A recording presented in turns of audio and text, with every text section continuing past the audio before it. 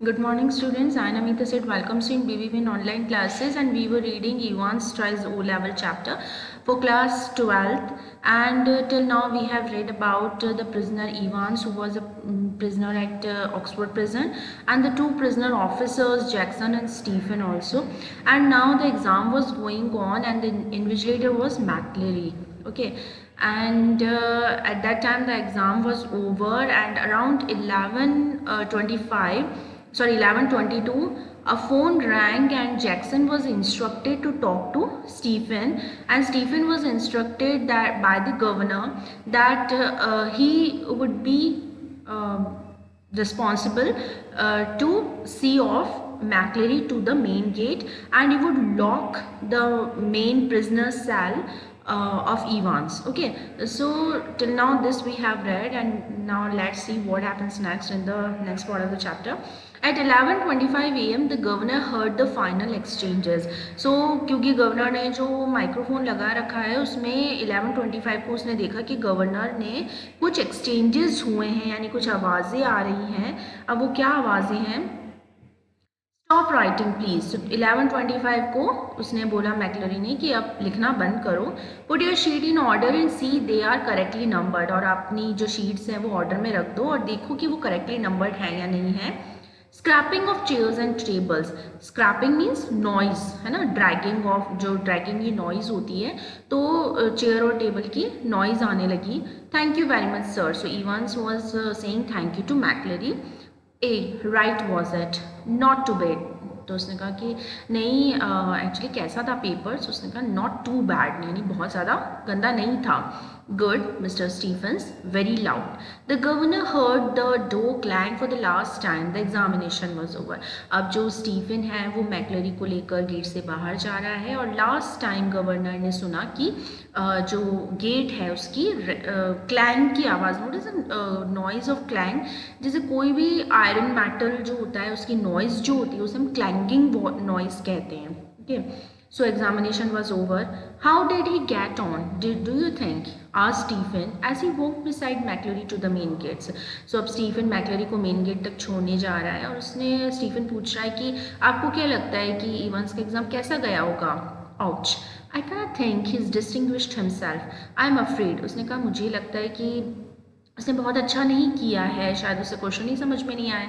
His scout's accent seemed broader than ever. अब जो पहले मैक्लरी आया था, जब उसे ये लेने गए थे तो उसका एक्सेंट काफ़ी डिफरेंट था, और अब जब छोड़ने जा रहे हैं तो उसका एक्सेंट काफ़ी डिफरेंट है.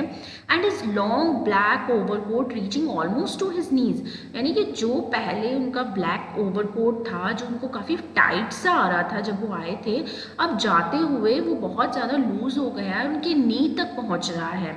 fostered the illusion that he had suddenly grown slimmer. और उनको बहुत ज़्यादा एक अजीब सा मतलब सपोर्ट. फॉस्टर्ड मीन्स क्या होता है, to support. And they were supporting this illusion कि एकदम से स्लिमर कैसे हो गया ये, 3 घंटे में 2 घंटे में क्या हो गया इसको, ये पतला कैसे हो गया इतना. Stephen felt pleased that governor had asked him and not Jackson to see McLeary off the premises. अब स्टीफन को बड़ा प्राउड हो रहा है कि गवर्नर ने मुझे बोला है जैक्सन को सी ऑफ करने के लिए, है ना, मैक्लरी को सी ऑफ करने के लिए, जैक्सन को नहीं बोला, तो उसे काफ़ी मतलब थोड़ा प्राउड फील हो रहा है. And all in all the morning had gone pretty well. और इसी वजह से आज जो है स्टीफन की जो सुबह है वो काफ़ी अच्छी है. But something stopped him from making his way directly to the canteen for a belated cup of coffee. अब कुछ तो था जिससे कि स्टीफन को रोका था, वो कॉफ़ी पीने जाना चाहता था कैंटीन में, लेकिन कुछ ऐसा था कि उसे रोक रहा था. He wanted to take just one last look at Evans. अब क्या था वो कि उसे लगता था कि एक बार लास्ट वो इवांस को देख ले कि वो क्या कर रहा है, सेल के अंदर है नहीं है, क्योंकि ऑब्वियसली उसने 3 बार जेल ब्रेक कर चुका है वो, तो इस बार एग्जामिनेशन भी ओवर हो गया और इवांस ने कोई एक्टिविटी नहीं की एस्केप करने के लिए, तो उसे लगा कि मुझे एक बार चेक कर लेना चाहिए. It was like a program he would seen on TV, convince a woman who would never really convince herself that he had locked the front door when she had gone to bed. Often she would go up as 12, 15, sometimes 20 times to check the bolts. So ऐसा लग रहा था जैसे कोई TV serial चल रहा है जिसमें कि उसने बहुत बार एक प्रोग्राम देखा है टीवी पे, जिसमें एक वुमन जो है बहुत ज़्यादा मतलब डायलेमा में होती है और वो बेड पर सोने से पहले कई बार जो अपना मेन डोर होता है वो काफ़ी बार चेक करती है, उठ उठ के, कभी 12 टाइम्स कभी 15 टाइम्स, तो चेक करती है कि वो अच्छे से बोल्ट हुआ है या नहीं हुआ है. He re-entered the D wing, make his own along to Ivan's cell. अब स्टीफन जो है वो डी विंग में एंटर होता है और इवांस का जो सेल है वहाँ पर आ जाता है. And open the peephole once more, और जो डोर पे पीप होल है उसे फिर से खोलकर और इवांस के सेल में झांकता है. Oh no, Christ, no. There sparkled back in the Evans chair was a man. For a second, Stephens thought it must be Evans, है ना. अब थोड़ी देर के लिए ऑब्वियसली इवांस का सेल था, मैक्लेरी को वो छोड़ के आ चुका है, तो उसे क्या लगा है इवांस है वहाँ पर, चेयर पे बैठा हुआ एक आदमी है और उसे वो क्या समझ रहा है, वो इवांस है. A grey regulation blanket slipping off his shoulder, और एक जो शोल्डर उसने जो ब्लैंकेट ओढ़ा हुआ है वो उसके शोल्डर से स्लिप हो रहा है नीचे की तरफ. The front of his closely cropped, irregularly tufted hair awash with fierce red blood, which had dripped already through the small smack beard and was even now spreading horribly over the white clerical collar and down into the black clerical front. अब वो जो man है उसका आधा जो सिर है वो चेयर की तरफ लटका हुआ है और उसके जो हेयर्स हैं वो बिल्कुल रेड ब्लड से डरावने से लग रहे हैं, और वो जो रेड ब्लड है उसके सिर से बहता हुआ उसके कॉलर्स तक जा रहा है और उसका जो नीचे उसने ब्लैक क्लैरिकल फ्रंट पहना हुआ है उस तक बहते हुए आ रहा है, यानी बहुत खून चारों तरफ फैल रहा है उसके बॉडी पे. Stephens shouted wildly for Jackson. अब स्टीफेंस ने जैसे ये सीन देखा जोर से जैक्सन को आवाज़ दी. And the words appear to penetrate the curtain of the blood that welled McCleary's ears. और ये जो वर्ड्स थे इतना ज़ोर से स्टीफन चिल्लाया कि ऐसा लग रहा था कि जैसे मैक्लेरी के जो ईयर्स हैं वो फट जाएंगे. और फिर उन्होंने एक्चुअली उसे ये जानने में आया कि वेल्ड मतलब होता है घूंघट, है ना, या पर्दा. तो ऐसा लग रहा है कि जैसे मैक्लेरी के ईयर्स के कान के पर्दे फट जाएंगे. For the minister's hand felt feebly for handkerchief from his pocket. अब देखिए कि वो इवांस का नाम नहीं ले रहा है. पहले उसने क्या सोचा कि ये जो बैठा हुआ है जो जिसकी मतलब कंडीशन बहुत ज़्यादा बुरी है, जिस बहुत ज़्यादा वुंडेड इंजर्ड जो आदमी बैठा है, उसे पहले वो इवान समझ रहा था, लेकिन अब उसको क्या नाम दिया गया है, मैक्लेरी, क्योंकि यहाँ पर उसका ड्रेसिंग सेंस काफ़ी चेंज है. ब्लैक क्लैरिकल फ्रंट है, क्लैरिकल कॉलर्स हैं उसके, है ना, तो इसका मतलब ये सारा अपीयरेंस किसका था, मैक्लेरी का. तो अब वो इतना ज़ोर से चिल्लाया कि मैक्लेरी के कान के पर्दे तक फट जाएंगे. ठीक है. So what he did, he had it to his bleeding head, यानी जो उसने हैंडकर्चीफ था वो उठाया और उसके पॉकेट से निकाला और उसके सिर पे उसको दबाने लगा जिससे कि ब्लड जो है वो वहाँ पर रुक जाए. The blood sipping slowly through the white Lenin, लेकिन ब्लड रुकने का नाम नहीं ले रहा था. उसके वाइट लेनिन से भी वो वर्ड जो है, ब्लड जो है वो नीचे की तरफ बहता जा रहा है. He gave a long low moan and tried to speak. अब बहुत देर चुप रहने के बाद में जो मैक्लेरी है वो धीरे धीरे बोलना चाह रहा है. But his voice trailed away, लेकिन उसकी वॉइस बहुत ज़्यादा दबी हुई सी है. And by the time Jackson had arrived and dispatched Stephens to ring the police and the ambulance, the handkerchief was sticky, squelchy wad of cloth. So जब Stephen ये सब कर रहा है तब जैक्सन आया और उसने स्टीफन को बोला कि तुम जाओ पुलिस को रिंग करो, एम्बुलेंस को बुलाओ. तब तक उसने देखा कि जो हैंडकर्चीफ है वो ब्लड से भरा हुआ है, बहुत ज़्यादा स्टिकी चिपचिपा हो चुका है और बहुत ज़्यादा हार्ड हो चुका है. वो क्लोथ का टुकड़ा जो वाइट लिनन का जो टुकड़ा है वो काफ़ी हार्ड हो चुका है.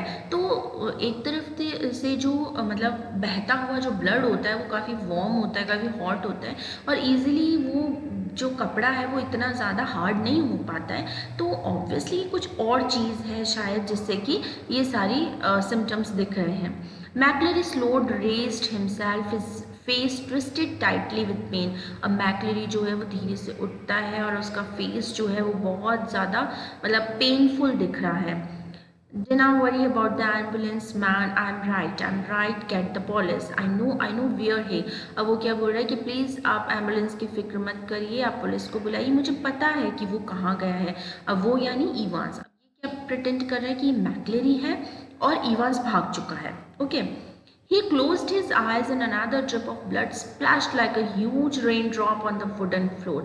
और जैसे ही उसने पेन के कारण आंखें बंद करी, एक बड़ा सा जो ब्लड का क्लॉट था, ब्लड का ड्रॉप जो था वो फ्लोर पे गिरा, इस तरह से जैसे कोई रेन ड्रॉप गिरता है इतना बड़ा। तो ऑब्वियसली एक इंसान के अंदर से इतने बड़े ब्लड ड्रॉप्स नहीं गिर पाते हैं, तो ऑब्वियसली कुछ ना कुछ उसमें ब्लड में भी कोई ऐसा मिस्ट्री छुपी हुई है कि ये कुछ और चीज़ है।